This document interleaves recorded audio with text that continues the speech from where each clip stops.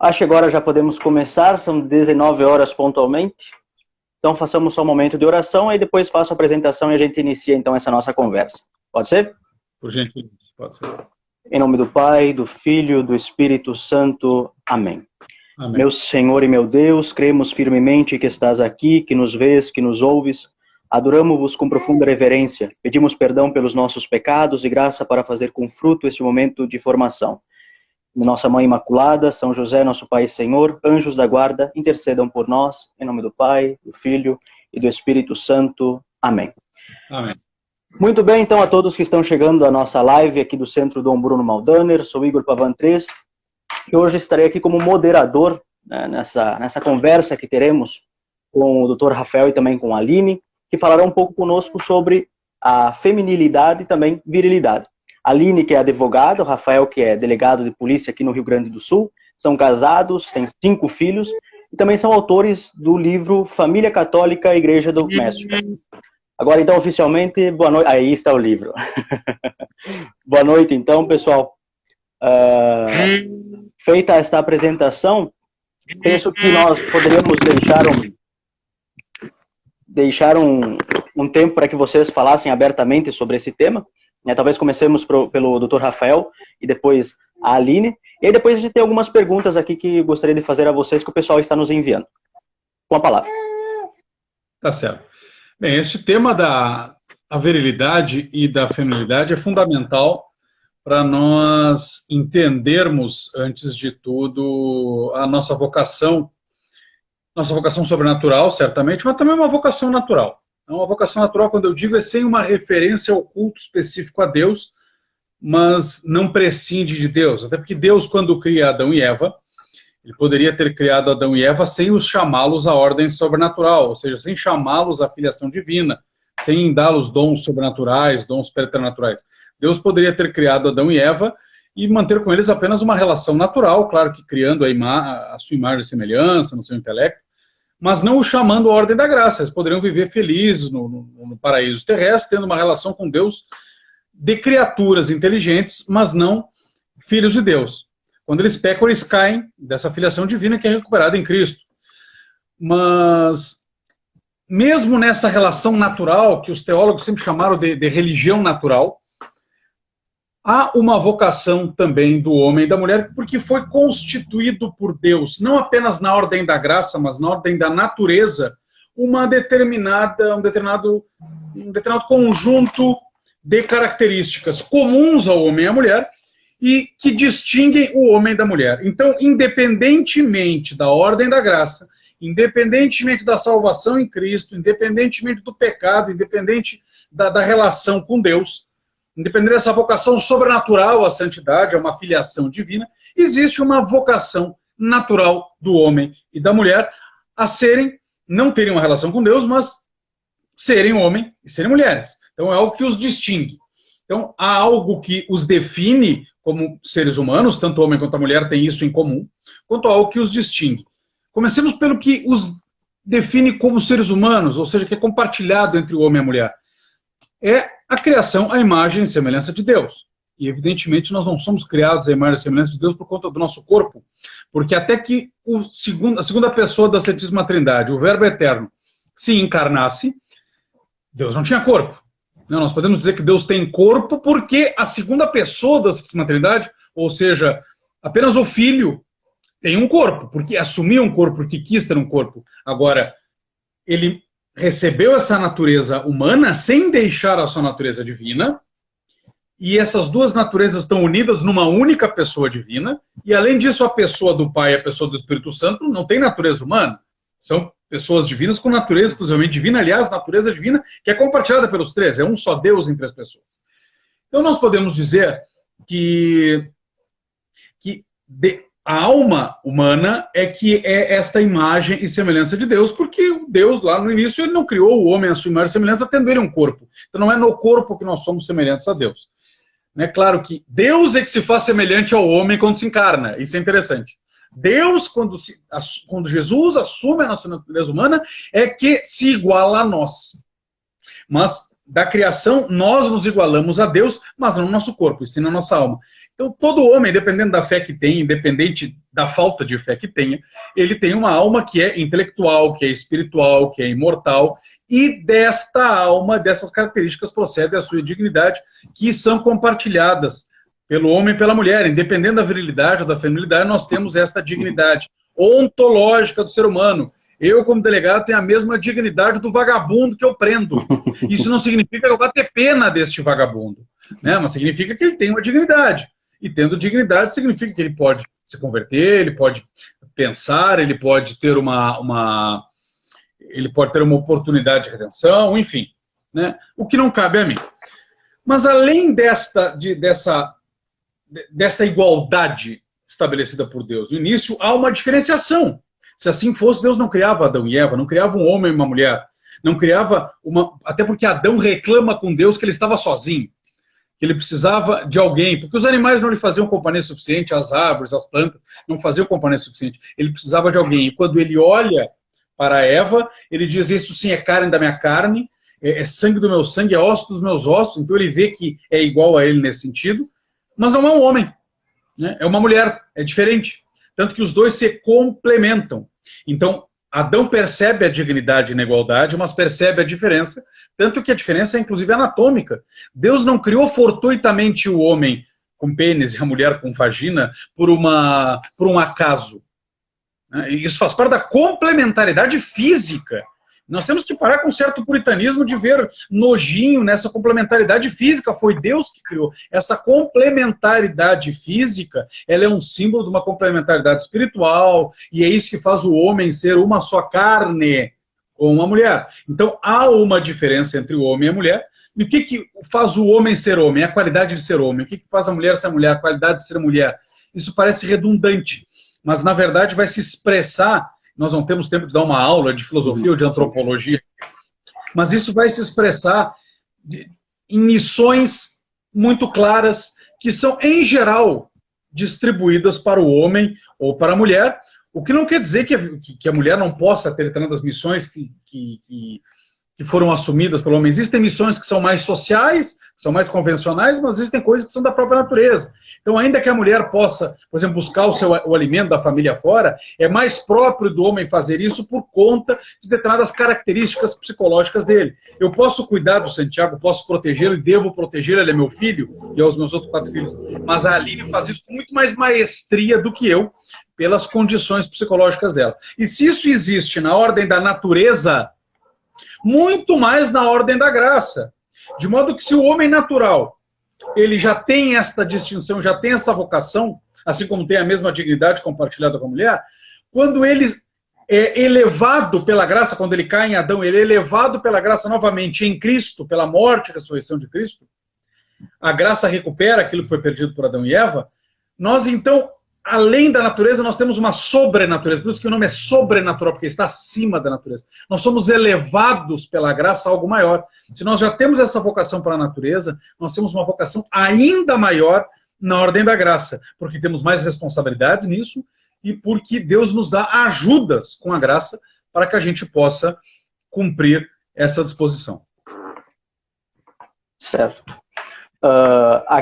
Aqui, basicamente, foi exposto essa vocação, tanto do homem e da mulher, que vai para além do que é o divino, que é a natureza mesmo, né? É possível dizer que essa vocação ela está em crise hoje? Falamos de virilidade e feminilidade nessa live. É possível dizer que isso está em crise? Ou seja, o que está acontecendo tanto quanto com o homem quanto com a mulher agora, nesse ambiente que nós estamos? Eu acho que eu posso começar falando. Como quiser, deixa que eu pego, Santiago. Nós vivemos tempos, né, complicados, em que o feminismo ele veio para assolar mesmo o papel da mulher. Então ele veio para dizer que a mulher ela tem que ser igual ao homem, ela tem que fazer as mesmas coisas que o homem para poder ser valorizada como ser humano. E se esquece que a mulher tem um papel muito mais nobre e muito mais dignificante do que tentar ser igual ao homem, como o Rafael falou, né? Bem colocou. E uma cópia mal acabada do homem, né? Porque o feminismo faz a mulher pegar tudo que não presta da gente. É verdade. Verdade. Como bem o Rafael falou, né? Nós temos papéis complementares. Então, o que acontece? A mulher ela foi quase que obrigada, né, a sair para a rua, mercado de trabalho, sem sequer pensar se essa era realmente a sua vocação, a necessidade de ir, ou que realmente teria. Não é porque nós não somos contra a mulher trabalhar fora de casa, né? Acho que tem que deixar isso bem claro. Mas acho que tem que saber que o papel prioritário da mulher é a família, são os filhos. Em primeiro lugar, na vida da mulher está a família, com o seu marido, seu esposo e seus filhos, né? E em relação a isso, a mulher terceirizou esse serviço. E aí começou, né? A mulher que é a cola do casal, que é o pescoço, que às vezes até sustenta toda a questão emocional do casamento, da família, a mulher não está mais lá. Fica faltando uma peça. Então, ela chega de noite, exausta, né? Pouco tempo tem. Realmente, filho, ele precisa de atenção, então acaba que dá muito trabalho. E ela não quer mais. E aí que começou a ruir a sociedade, né? Começou os papéis a se dissociarem. Aí o homem também começou a ficar sobrecarregado. A mulher extremamente sobrecarregada, porque, como o Rafael diz, por mais que ele faça o papel de pai, não vai ter a mesma maestria que o da mãe.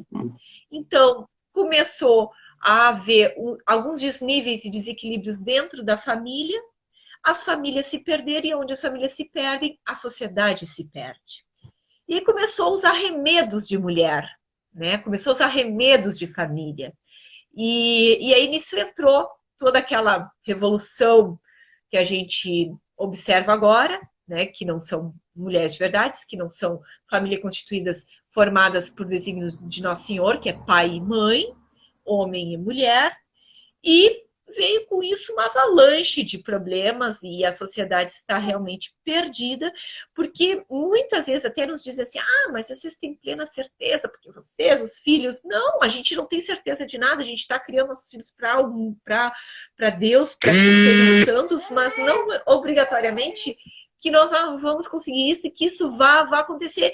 Mas mesmo uma família constituída com pai e mãe criando, e às vezes dá problema, às vezes é complicado, se desvirtua algum, imagina essas famílias desestruturadas, né? Isso é uma fórmula certeira ao fracasso, a criar pessoas desequilibradas, a criar pessoas com problemas emocionais, e isso não vem de agora, é uma revolução que vem há muito tempo.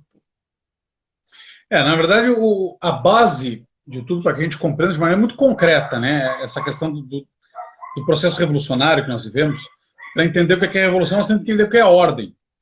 Tá? A revolução é o contrário à ordem. Né? A revolução não é simplesmente uma guerra, a revolução é tudo aquilo que é contrário à ordem. Então, o que é a ordem? A ordem é estabelecida pela natureza. Está estabelecida por Deus, claro, mas estabelecida por Deus encontrada na natureza, de tal modo que nós não precisemos da revelação para entendermos o que é a ordem. A revelação vem em suporte a isso, dá determinados dados que são imprescindíveis para a nossa salvação. Mas para descobrir a ordem das coisas, a própria natureza já nos diz. Ainda que essa cachorrada esteja atrapalhando com seus latidos.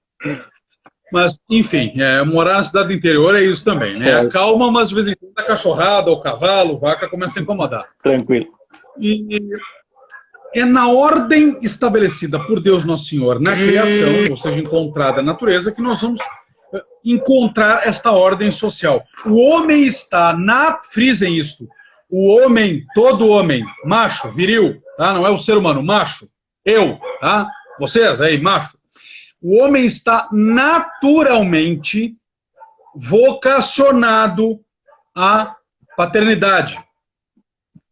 A união com uma mulher da qual naturalmente saem filhos. Mas eventualmente não saem filhos porque é estéril. Bem, eu estou falando do que a natureza faz. Não estou falando dos acidentes de percurso que podem ocorrer.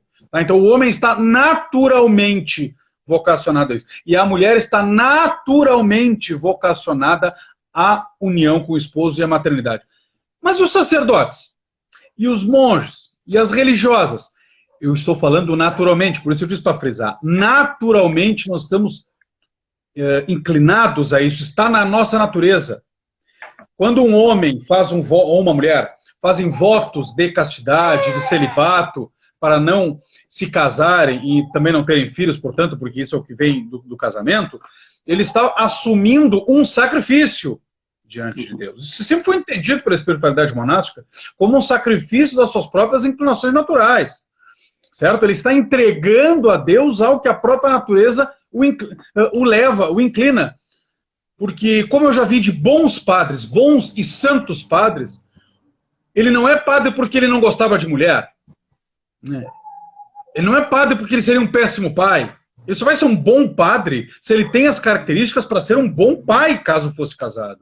A religiosa só será uma boa religiosa se ela tem todas as características de ser uma boa mãe, de ser uma boa esposa. Até porque o padre casa assim. O padre, claro, nós estamos no Oriente, tem padres casados, mas o padre celibatário, ele é casado com a igreja. Então ele tem compromisso com uma mulher, assim, porque ele é um alter Christus.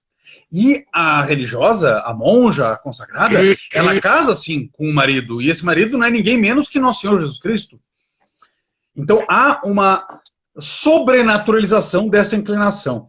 Então, sabendo que a definição de virilidade é esta, é a inclinação do homem ao status de ser marido e pai, e a feminilidade, como a inclinação natural da mulher ao status de ser esposa e mãe, é que vai definir o que, no caso concreto, são aquilo que nós podemos dizer que são os papéis de cada um dentro da família, de modo muito harmônico.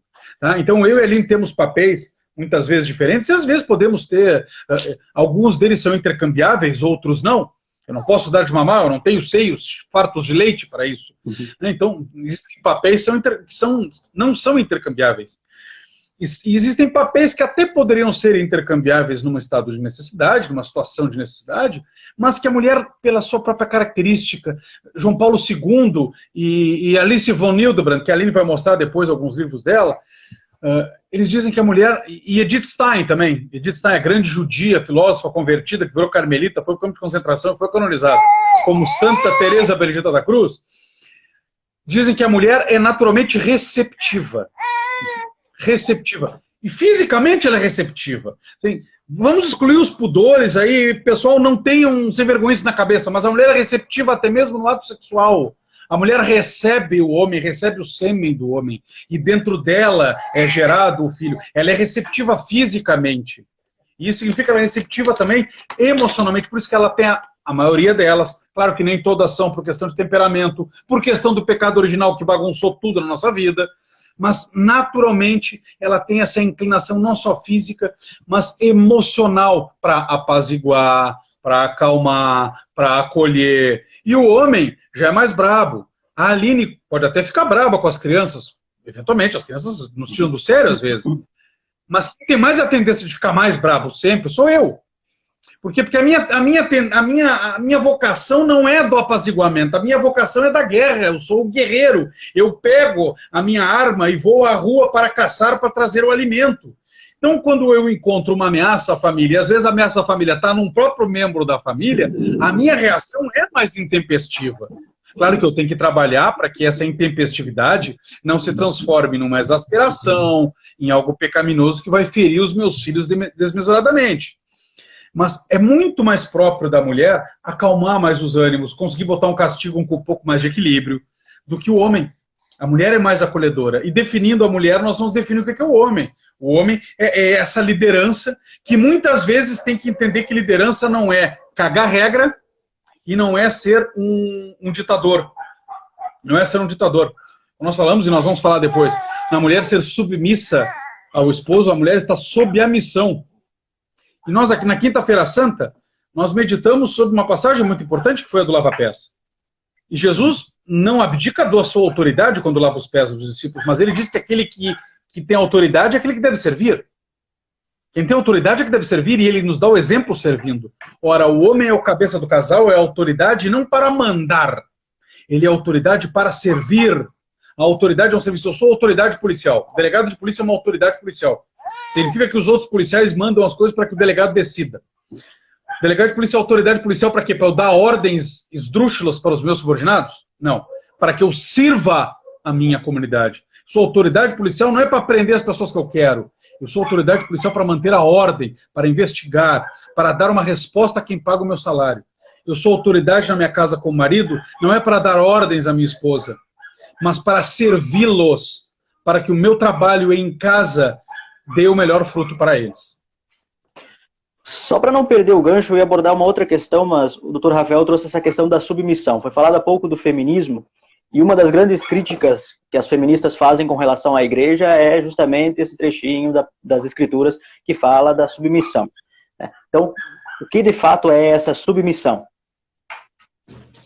Então, a questão da submissão confundem muito com a subserviência, né? Então, as mulheres acham que ser submissas, eu tenho que acatar tudo que o marido manda, esperar com um chinelinho na porta e eu ficar lá me arrebentando e servindo como uma escrava, né? Esfriando na pia, esquentando no fogão a barriga.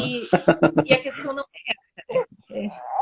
Então, a questão não é essa. Quando coloca a questão do papel da mulher, da submissão, quer deixar claro, né, que a mulher está recuada, digamos assim. Ela não está na linha de frente como o homem. Cabe à mulher ser mais resguardada, mais preservada.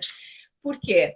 A mulher é mais fraca que o homem, fisicamente, talvez, né? Mas não quer dizer somente por isso, quer dizer que o homem é o protetor da mulher. E cabe a ele, inclusive, a última decisão, até porque se der algum problema, se a gente tiver que culpar, vai culpar o marido, né?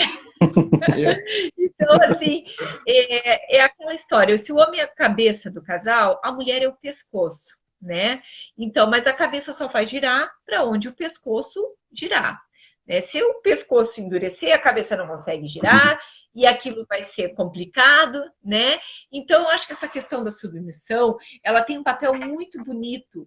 Ela tem essa questão do ceder, né? Do saber calar como Maria calou, né? Do guardar as coisas no coração, e saber o papel dentro da família e deixar que o homem tome a linha de frente, que o homem assuma o papel dianteiro, até porque o homem, ele por sua constituição, ele é muito mais razão do que emoção.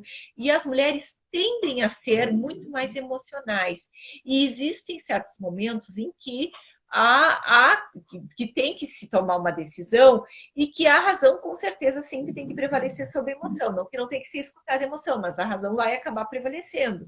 Né? Custe o que custar, ainda assim, a razão vai dizer o que é o melhor para a família. Então, essa decisão cabe mais ao papel masculino do que ao feminino. Inclusive, acho que na questão da submissão, é interessante a gente ler as duas passagens que tratam disso. Tá? Uma é de São Paulo, outra é de São Pedro. E mesmo que todo mundo conheça a Escritura, é sempre bom rememorá-la, porque nós temos as coisas com muita clareza, não conforme interpretações que as pessoas querem dar para favorecer os seus próprios interesses, mas sim aquilo que a Escritura nos diz e que a tradição da igreja nos interpreta. Então, em Efésios 5, a partir do versículo 22, nós temos São Paulo escrevendo à igreja de Éfeso: as mulheres sejam submissas a seus maridos como ao Senhor, pois o marido é o chefe da mulher, como Cristo é o chefe da igreja, seu corpo, da qual ele é o Salvador. Ora, assim como a igreja é submissa a Cristo, assim também o sejam em tudo as mulheres a seus maridos. Então, vocês vejam que a submissão da mulher não é simplesmente faça o que o marido manda, mas ela é um símbolo de algo, uma realidade muito maior, que é da igreja a Cristo. E a igreja e Cristo são esposos também, né? A igreja é a esposa de Cristo. E com ela é uma só carne, por isso que a igreja é o corpo de Cristo. Nós somos os membros, Jesus é a cabeça, nós somos os membros, de modo que um membro não anda por aí sozinho, ou a cabeça por aí sozinha. A cabeça e os membros estão juntos. Assim, o marido e a mulher estão juntos também. E Cristo e a igreja está junto. Por isso que a igreja pode ser tanto corpo quanto esposa. Porque a esposa é uma só carne. Então, por isso que ela é um só corpo com ele. Mas São Paulo continua: maridos, amai as vossas mulheres, como Cristo amou a igreja e se entregou por ela para santificá-la, purificando-a pela água do batismo. Assim, os maridos devem amar as suas mulheres como a seu próprio corpo. Quem ama a sua mulher, ama-se a si mesmo. Ninguém jamais aborreceu sua própria carne. Pelo contrário, cada qual a alimenta e a trata, como Cristo faz a sua igreja, porque somos membros do seu corpo. Então, parece que o mandamento dado por São Paulo à mulher é muito duro. Se nós formos ver, a mulher não precisa morrer pelo marido, não precisa sacrificar pelo marido, não precisa fazer nada disso, embora ela faça isso por amor. Mas São Paulo não diz sacrifiquem-se, se entreguem-se para os seus maridos. Não, só diz sede submissas. O mandamento é muito duro para o homem quando o homem entende realmente o significado desse mandamento.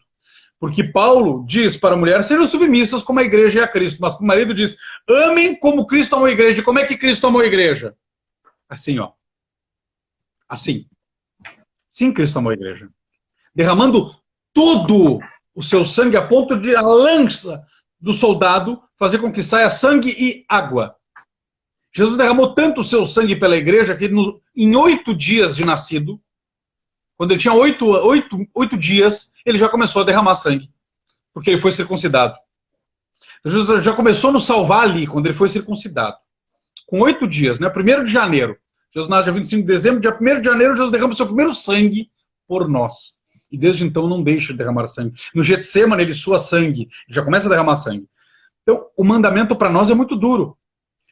E para aqueles que querem se excusar na passagem dos maridos, das mulheres serem submissas aos maridos, para mandar nas esposas, entendam, o mandamento não é mulheres serem submissas aos maridos, e para os homens, lembrem as mulheres que elas devem ser submissas aos maridos. O mandamento não é esse. O mandamento não é lembrem as mulheres que elas devem ser submissas. O mandamento é amai as vossas esposas como Cristo amou a igreja e se entregou por ela. Quem de nós que adora reclamar muitas vezes que a mulher não é submissa, quem de nós se entrega pela esposa como Cristo se entregou pela igreja? É isso que nós temos que ver.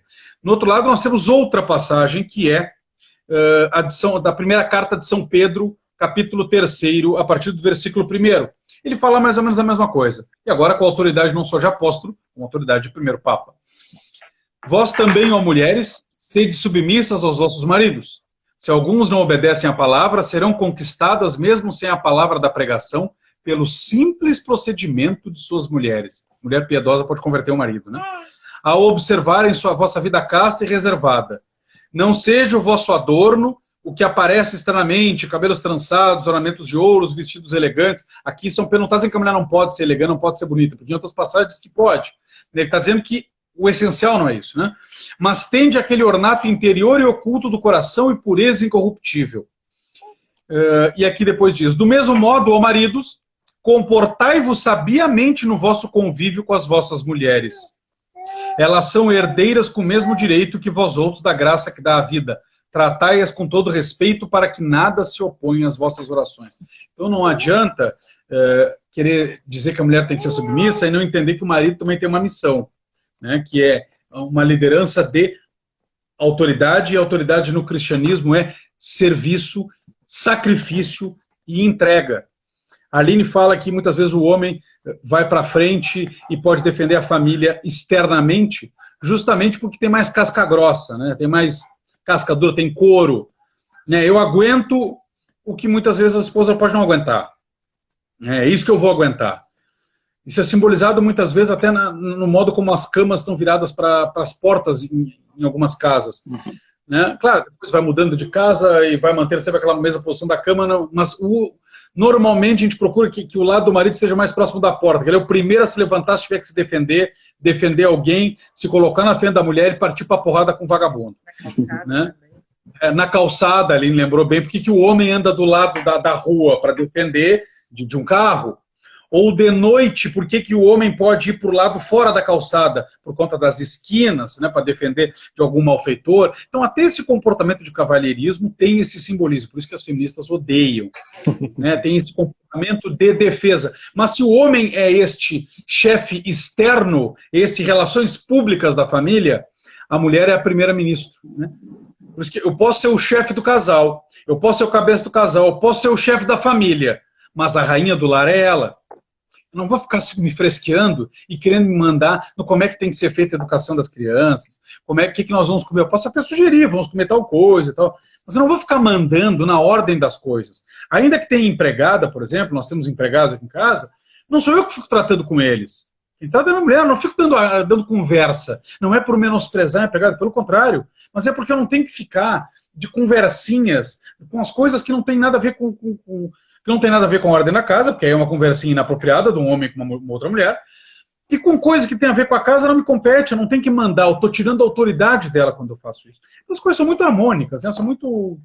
Elas se resolvem de maneira muito concreta. Tem essa teoria, mas não importa classificar essa virilidade e essa feminilidade em categorias tão estanques que a gente tem que recorrer a uma listinha do que pode e do que não pode fazer. Quando nós sabemos os princípios, nós vamos saber aplicar no caso concreto. E certo. O Rafael colocou como exemplo de virilidade, né, a Cristo na cruz. E o exemplo maior de feminilidade, sem sombra de dúvidas, é a Nossa Senhora. Né? Enquanto o seu filho estava lá sendo crucificado, e quem é mãe sabe que ver um filho cair, ralar um joelho, já é uma coisa que dói e corta o coração. Ela estava lá sendo, não só suportando com dignidade, como sendo sustentáculo de todos os discípulos e das santas mulheres na sua volta. Né? Ela é que era a força ali. E ela, próxima a Jesus, né? Quantas vezes Jesus caía, ela próxima a ele, ela olhava para ele, e ela também dava forças ao filho. Então, esse papel de feminilidade de Nossa Senhora, ele é fundamental.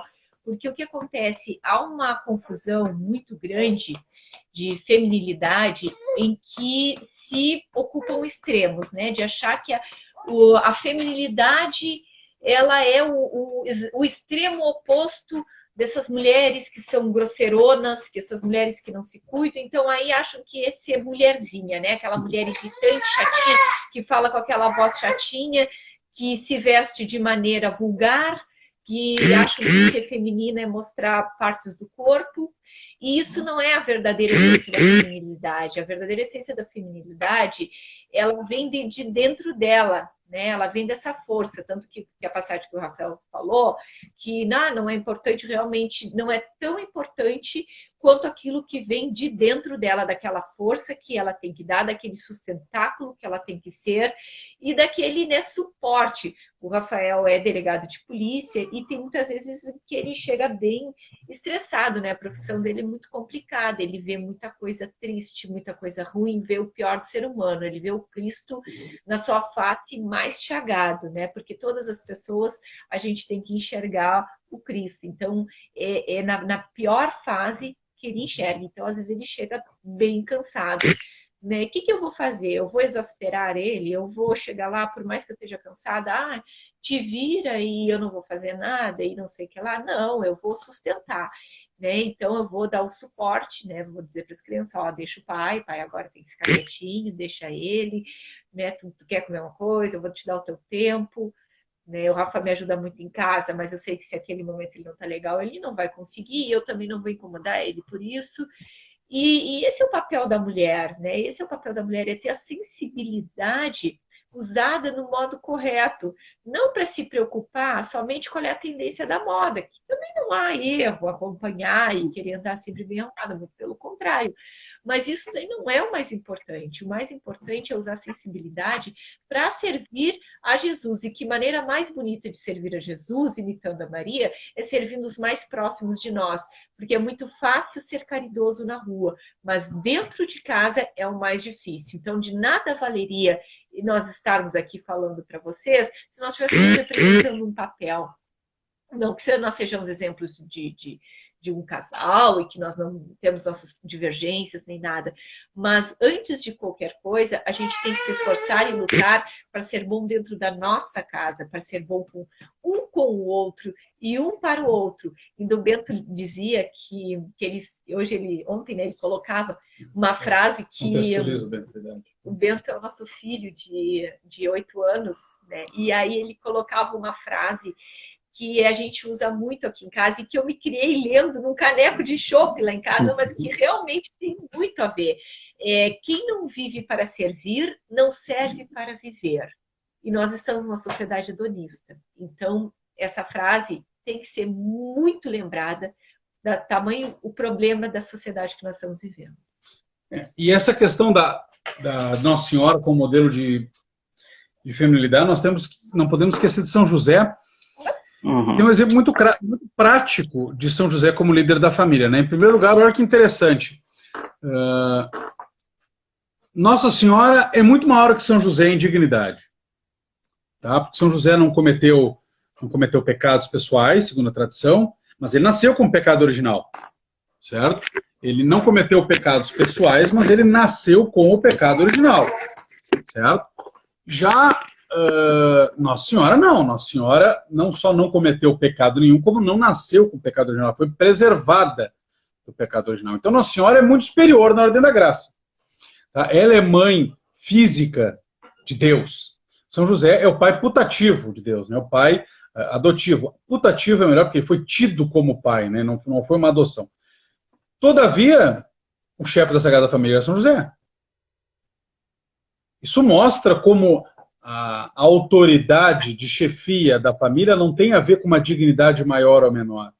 O homem não é chefe da família ou cabeça do casal porque ele é melhor que a mulher.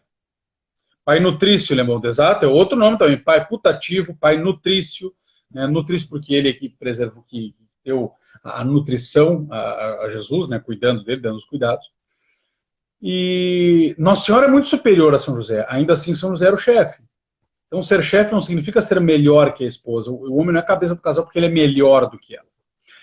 Dito isso, São José teve uma frase, uma missão muito clara ao defender a família.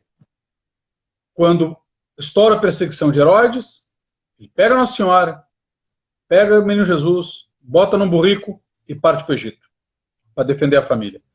Detalhe que todas as imagens, ou a maioria delas, nos mostram que havia um burrico só. Parece que o mesmo burrico que foi para Belém. Né? Não é São José que está no burrico, eu estou cansado, eu sou homem, eu sou chefe da família, eu vou no burrico. Não, Nossa Senhora vai no burrico, o neném. Um divino infante. E ele, a pé. Um símbolo interessante. Primeiro, uma realidade interessante. São José não só lidera esta viagem, como o anjo aparece a ele para dizer isso. O anjo poderia ter aparecido para Nossa Senhora, ele já apareceu para ela para dizer que ela ia ser a mãe de Jesus, não disse? Ele já podia ter dito para ela também. Mas ele aparece para ele. Por quê? Porque ele é o chefe. Aparece para o chefe da família. Segundo, eles podiam ter ido para a Síria, podiam ter ido para a Grécia, podiam ter ido para Roma, podiam ter descido a Arábia, mas eles vão para o Egito. Eles vão para o Egito. E a Sagrada Família é a igreja. Tá? É a igreja é o novo Israel. Né? O judaísmo atual não é continuador do judaísmo do Antigo Testamento. O continuador do judaísmo do Antigo Testamento somos nós, a Igreja Católica. Tá? Abraão, Moisés, Davi, Isaac, Jacó, eles não são antepassados espirituais dos judeus hoje que frequentam as sinagogas, eles são nossos antepassados. A religião deles é a nossa. O antigo judaísmo é o cristianismo. Tá? O judaísmo moderno pode parecer ruim aos ouvidos politicamente corretos, eu estou pouco me lixando para isso. O judaísmo atual é uma falsa religião baseada nas tradições dos fariseus, baseada no talmudismo. Eles invocam os personagens bíblicos, mas eles não são herdeiros deles, porque eles rejeitaram a Cristo. Os judeus que se converteram, sim, eles entenderam que aquela mensagem que eles estavam esperando, aquele Jesus que eles estavam esperando veio, aquele Messias que estavam esperando veio, e se converteram. Mas isso serve para os judeus, como povo escolhido no qual viria o Messias, mas também para os gentios. Então eu tenho sangue judeu, tá? E tenho sangue, provavelmente a Aline também tem, e eu tenho sangue gentil também, na maior parte. Então não tem problema nenhum com isso.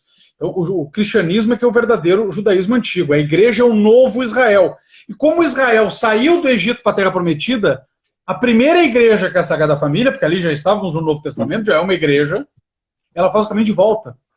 Olha para onde Deus manda eles. Manda para o Egito, de onde eles tinham saído. Parece que Deus está brincando, né? Olha, eu tirei Israel do Egito e agora estou mandando de volta. Estou mandando de volta. Estou tirando da Terra Prometida para ir para o Egito, onde vocês foram escravos. Isso mostra a dependência da família para com Deus, ou seja, nós somos escravos, servos de Deus, onde for, e mostra que a igreja não está restrita ao Israel físico, territorial, e sim onde está a igreja está Israel. Né? E isso tudo pela obediência de São José a Deus e a obediência de Nossa Senhora, que é muito mais pura que São José, ao seu chefe, que é São José. Posso falar para mim? Tá? Chegou uma pergunta aqui, mas depois eu quero retornar a essa questão da crise da virilidade também um pouco. Diz o seguinte, essa pergunta está aqui nos comentários. Como ser o chefe da família e exercer a liderança sem renda financeira suficiente? Arrumando renda. Trabalhando. O problema é que o pessoal acha que dinheiro vai cair do céu, tia. Tá? Ah, mas eu não tenho dinheiro. Vai trabalhar, vai te alistar numa obra, servente de pedreiro. Tu não precisa ter dinheiro. E outra, exercer liderança e ter renda financeira suficiente. A tua liderança como chefe desta família não depende de quanto dinheiro tu tem no teu bolso, rapaz. Depende da tua postura como homem. Depende da tua postura como homem. Honra essas cuecas que tu diz que veste. Eu acho que a questão toda é também... Viu como é doce a mulher e o homem? Tá aí na prática. Eu acho que a questão toda é também confiar um pouco na providência divina, né? Nós namoramos durante 5, 6 anos quase, né?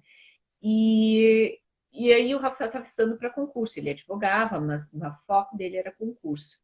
Quando o Rafael passou no concurso, ele ainda não tinha sido chamado. A probabilidade de ser chamado é muito grande, mas podia acontecer, como agora uma pandemia. Mas a gente resolveu dar um passo. Vamos marcar data na igreja, né? Vamos confiar.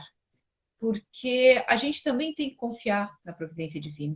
Tem um exemplo de um casal, que não vou dar casal de santo do passado, né? Atualmente, que ela é minha amiga, Tatiane Amaral, muito segue aqui no Instagram, né? Ela é mãe também de 5 crianças lindas, e o esposo dela, ele pinta em igrejas, ele faz iconografias. E então eles acabam que muitas vezes eles têm que viver da providência. Ela fala isso no Instagram dela. E eles vivem, e nunca faltou um pão, porque quando Deus manda um filho, ele manda sempre um pão debaixo do braço, né? Então, é uma questão de ser disposto, aberto à providência divina, mas também fazer por onde, né? Às vezes, o homem está muito frouxo, muito mole, né?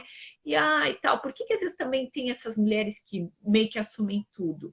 Porque os homens estão meio frouxos, meio mole. Bunda mole. Eles eles foram criados para ser uns bananas, né? Mamãezinha com peninha. Ai, meu filhinho, pobrezinho, aí cresceu, ele quer ser tratado que nem a mamãezinha tratou pela esposa. Aí a esposa tá lá se quebrando, ela chega em casa e o cara quer que ele leve cerveja e ele é tirado no sofá com a pia cheia de louça e ela ajudando a sustentar a casa porque ele não é capaz de se dispor nem a ajudar a arrumar a casa para a esposa que também está complementando a renda para poderem sobreviver, né? Assim como realmente, não vou dizer que todas as mulheres são santas e tal, hoje em dia, né? Mas realmente tem homens que precisavam acordar, cair na real, saber que o papel deles como homem é sim trazer o sustento para dentro de casa e aliviar o fardo da sua esposa. Todo mundo acaba sofrendo, acaba cansado, acaba, sei lá, se esgotando, mas o homem tem que buscar. E se ele não tem condições psíquicas disso, ele tem que procurar uma ajuda psiquiátrica, psicológica, né? Claro que isso pode acontecer, mas ele tem que ir em busca, ele tem que procurar melhorar, seja psiquiatricamente, psicologicamente, fisicamente ou emocionalmente, para servir a sua casa. É isso que o homem tem que fazer, né? Se ele procurar essas ajudas e procurar melhorar, ele vai servir bem a sua casa e servir bem a sua esposa. E uma esposa feliz, uma esposa contente, uma esposa agradada, ela vai florescer dentro do lar. Às vezes e justamente uma esposa bem agradada vai florescer em todos os sentidos, inclusive no sentido de união conjugal, né? Tem maridos aí que acham, mas a mulher, até católicos, a mulher me deve o débito, né? O débito conjugal, a mulher tem que fazer a relação comigo. Sim, tem, meu filho, mas conquista ela, tá? Para o homem, a relação sexual pode começar 5 minutos antes. Para a mulher, começa no bom dia, no café da manhã. Não adianta querer algo de noite, não adianta querer comer o omelete de noite se tu não quebrar os ovos de manhã, meu filho. Tá? A coisa começa assim. Tem alguns trechos do nosso livro, vou mostrar novamente para quem chegou depois. Ó. Certo. Família Católica, Igreja Doméstica. Podem comprar, tem na minha bio, tem para comprar o livro. Que diz aqui, ó, por exemplo, a liderança do marido... Primeiro começar, o marido lidera não para mandar, mas para servir. O exemplo de São José deve ser sempre lembrado, embora chefe da Sagrada Família e cabeça do casal que formava com a Santíssima Virgem, sendo que ele era constantemente cristamente submissa, Jesus e Maria, que lhe deviam obediência, eram superiores em santidade e em virtude a São José. A liderança do marido tem um fim, proteger a família e levá-la ao céu. E depois, comentando aquela passagem que eu falava da fraqueza, né, de Pedro tratar a mulher com respeito, por conta dela ser mais fraca, uma fraqueza física, nesse sentido em geral, né? A fraqueza descrita pelo apóstolo não indica inferioridade, pois ele continua dizendo que as mulheres são herdeiras da graça com o mesmo direito que os homens. A fraqueza é de uma maior fragilidade física e emocional e circunstâncias normais, o que não significa que ela deva ser uma mulherzinha. Precisamos entender que há uma substancial diferença entre feminilidade e frescura. A mulher é o alicerce da casa, da família, e a família é o da sociedade. Logo, cabe às mulheres a árdua tarefa de sustentar os pilares da própria sociedade. Então, há uma missão importantíssima da mulher nesse sentido. Alguém aqui comentou que fez essa pergunta, algumas pessoas tripudiaram da pergunta, e aí a pessoa que fez disse que a pergunta foi importante para esclarecer. Eu acredito que seja importante mesmo. Nós temos que esclarecer alguns pontos. Eu acho que a pergunta foi muito válida. Até pelo seguinte, ó, isso não é mérito nenhum da minha parte, eu tenho um bom salário, nós temos uma boa vida, tá, uma profissão boa, uma das maiores carreiras do Estado, mas nós conhecemos casais com o mesmo número de filhos ou até mais, e que vivem de maneira muito mais santa, de maneira muito mais digna, tanto entre pessoas que ganham mais do que eu, quanto entre pessoas que ganham menos do que eu. E eu me inspiro nessas pessoas como líderes exemplares e chefes de família, tanto entre os mais ricos que eu, quanto entre os mais pobres do que eu. Não é o tamanho do bolso que é importante para sustentar a família, é importante meu dinheiro para dar um certo conforto. Claro que é, eu não vou negar, não vou ser hipócrita, mas claro que é. Bom ter um bom carro, uma boa casa, proporcionar boas festas para as crianças, mas não é isso que me faz ser chefe, não é isso que me faz ser digno, e não é isso que me faz ser virtuoso, e não é isso que me faz corresponder à graça de Deus. Eu não quero medir o bolso para ser um bom chefe de família, e sim a minha disposição em seguir a natureza e também a vontade de Deus nesse sentido. E eu acredito assim, olha, que uma mulher, para uma mulher, é muito mais importante um marido presente, um marido amoroso e um marido virtuoso, que ajude dentro de casa. A mulher bem formada, ela não se importa em comer um pão com água com o marido, se ela vê que o marido está se esforçando de verdade, o marido sai de sol a sol para buscar esse pão para dentro de casa, o marido é amoroso, o marido se importa com a família, né? Ele não pode levar os filhos à Disney, mas ele pode levar na pracinha da esquina e fazer um piquenique. Ele pode se dispor, ele pode se sacrificar. O que não quer dizer que, já que a mulher deve ser compreensiva, que o marido tem que ser vagabundo e se escudar na mulher. Né? Como a Aline diz, é aquele marido que... A Aline é linda, gente. Claro, dá vontade de abraçar, eu abraço ela. Eu abraço ela todos os dias. Só que eu vou acordar o nenê que está dormindo aqui. Mas o marido, como a Aline disse, o marido tem que procurar também de sol a sol. Então, não é porque o que importa é a virtude que vocês têm que ser vagabundos, entendeu? Vão trabalhar mesmo. Trabalhar. Teve uma época que a gente ia fazer uma reforma num pedaço da casa, diz, vamos precisar de um pouco mais de dinheiro para isso. O que eu vou fazer? Me foi dada a oportunidade de substituir mais umas delegacias, e cada delegacia tu ganha mais um terço. Aí eu peguei durante uns 2, 3 meses várias outras delegacias além da minha. Como eu não sou alguém que gosta de fazer trabalho pela metade, simplesmente para ganhar dinheiro, eu tenho que trabalhar. Eu me dediquei, então eu trabalhava de manhã, de tarde e de noite. Eu viajava para outras delegacias, eu estava completamente podre, mas isso foi necessário para aquela circunstância. Tem que ser macho. O Rafael vinha, às vezes chegava de uma cidade aqui próxima, já tocava o telefone, ele tinha que ir para outra. Tinha que voltar. E aí segura as pontas, eu grávida, tem que segurar. Às vezes eu ia de viatura com algum motorista, mas às vezes eu não ia deixar uma motorista ele se quebrar para isso, até porque a substituição é minha. Pegava o meu carro com as minhas músicas, o meu MP3, o meu conforto do carro que eu gosto de dirigir, e ia até lá, mas está trabalhando, está cansando. Então cada um fazendo seu papel. Cada um faz seu papel, ela está com as crianças aqui, eu tô... E assim, eu acho que não vai dar tempo de eu falar muito sobre o papel da mulher. Se tu me permite o espaço, eu quero indicar uns livros que eu acho muito importante. Tem perguntas sobre. Em primeiro lugar, o privilégio de ser mulher. Por favor, da Alice von Hildebrand. Comprem, obrigatório. Tá? Tem um outro livro que eu emprestei para uma amiga minha, que estaria também no topo da lista, que é O Amor que dá a Vida. O Amor que dá a Vida, tá? Da Kimberly Han, mulher do Scott Han. Mulher do Scott Han. Maravilhoso, é o meu livro de cabeceira. Esse livro aqui é excelente também. Também é da Alice von Hildebrand. Quem vai casar, quem é casada, leia, por favor. Conselhos a uma recém-casada. Também é da Alice von Hildebrand. Tá. Esse muito bom, Uma Nova Mãe Católica. É um livro que a Rafael me deu antigo aqui, ó, tá cheio de marquinha aqui em cima, tá? Porque também estou sempre lendo. Esse livro excelente. O Outro Lado do Feminismo, uma escritora católica americana também. Que a gente abordou aqui, muita coisa que a gente vai falar daqui para aqui. Esse livro espetacular, tá? Essa é uma série de livros, tá? E espetacular, A Mulher Forte. A Mulher Forte, do Monsieur Landriot. Ele foi um bispo francês, acho de Reims ou de Paris. Deixa eu ver, deve ter aqui. E a serviço de Reims, né, na França. E tem o Clube da Mulher Católica, pela editora Caritatem.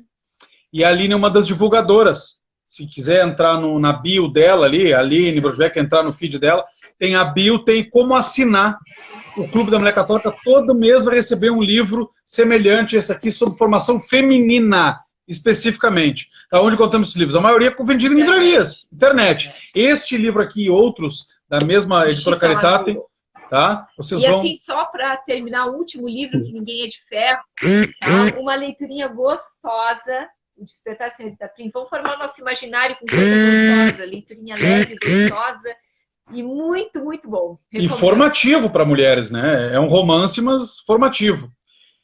E claro que além desses livros, nós temos vários livros que eu escrevi. A Aline está escrevendo dela, sozinha, e nós escrevemos um junto, que é a Família Católica e Igreja Doméstica.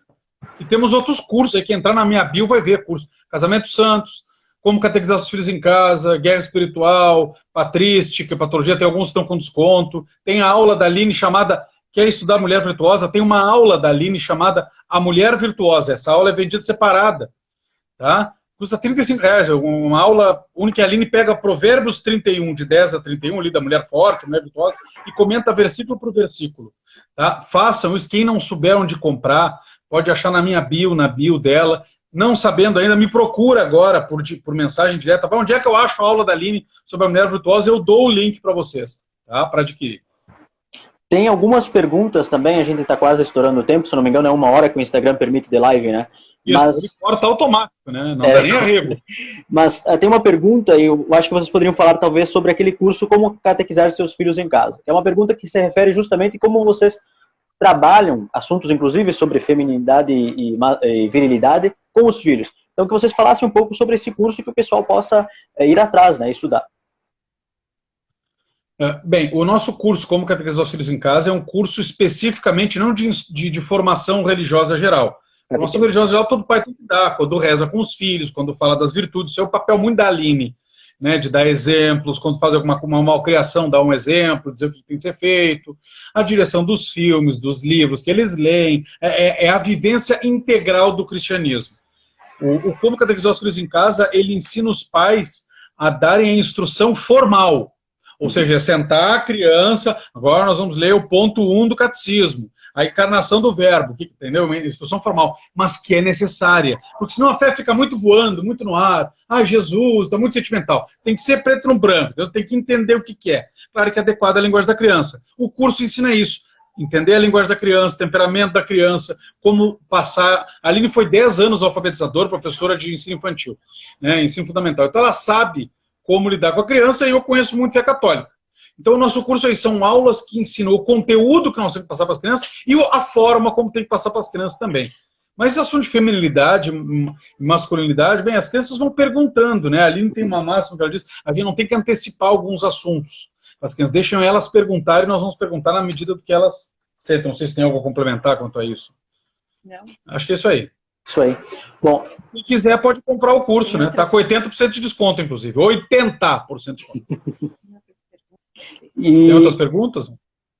Na verdade, teria, mas não vamos ter tempo suficiente. O pessoal está pedindo a lista dos livros, a gente talvez providencie, nós vamos salvar essa live também, vamos disponibilizá-las, né? Vamos elencar os livros, vamos também estar disponibilizando. Teria outros temas... Depois eu mando a foto para ti do livro. Isso. Eu mando a foto do livro. Obrigado. Daí a gente disponibiliza também nas nossas redes. Mas nós sabemos que é uma temática muito ampla, né?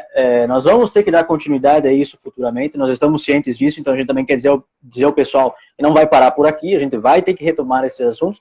Inclusive, a gente pede o auxílio de vocês também para futuramente voltarem, se possível, também a conversar conosco, para a gente falar novamente, talvez assuntos bem mais específicos dentro disso, né? Mas, de antemão, eu gostaria de agradecer aos dois por essa participação. Não sei se vocês queriam fazer algum complemento antes de nós encerrarmos. Temos ainda 5 minutinhos. Agradecer, né, a todos, agradecer as perguntas, questionamento, e toda pergunta é válida, nenhuma pergunta é besta. E eu, acima de tudo, eu acho que a questão da feminilidade é, em primeiro lugar, oração, joelho no chão, pedir para que Nossa Senhora intermedie, ajude a tocar no coração, porque exemplo maior que ela não há. E é isso aí, e formação, né? Vamos lendo, vamos procurar todos os dias ser melhor. Perfeito, é isso aí. O pessoal está elogiando o churrasco, Rafael. Ah, pois é, tchê, churrasco é bueno. Fizemos um churrasco até em Curitiba, aí na Liga, né? Quando fizer um encontro aí na Diocese de Frederico, aí vamos meter uma carne também, né? Vamos fazer uma live lá diretamente do churrasco com o pessoal. Claro, meter uma parrilla aí, comer uma borrega, comer um cordeiro. Tá certo. Mas muito obrigado mesmo. Agradecemos a disponibilidade. Sabemos também, são 5 filhos, e aí eu acho que aí está um exemplo bacana de como a gente não pode deixar a formação de lado. Pelo contrário, tem que sempre estar em busca. Filho não é empecilho, eu acho que esse é um exemplo que vocês deixam, muito pelo contrário, né? E agradecer também a todos que acompanharam, fazer uma oração só de encerramento, e deixamos também o convite para que o pessoal acompanhe tanto o Rafael quanto ali nas redes sociais. É só Instagram ou Facebook também? Tem Facebook também, mas a gente interage mais no Instagram ultimamente. Que é público. Isso, então você pode dar o endereço do Instagram aqui para divulgação. O meu é Rafael Brodbeck, né? Tá ali, e a Aline Tadei Brodbeck, né? Só seguir, não tem muito erro, não. Certo, então. Então, só uma oração final e a gente encerra então a nossa live. Em nome do Pai, do Filho e do Espírito Santo. Amém. Amém. Damos-vos graças, meu Deus, pelos bons propósitos, afetos e inspirações que nos comunicastes nesta formação. Pedimos ajuda para os pôr em prática. Minha Mãe Imaculada, São José, meu Pai e Senhor, meu anjo da guarda, intercedei por nós. Em nome do Pai, do Filho, do Espírito Santo. Amém. Amém. Muito obrigado, Rafael, Aline. Tenha uma boa semana. Mantemos contato, então. Muito obrigado pela confiança. Grande abraço e fique com Deus. Nós que agradecemos. Boa noite, pessoal. Tchau, tchau.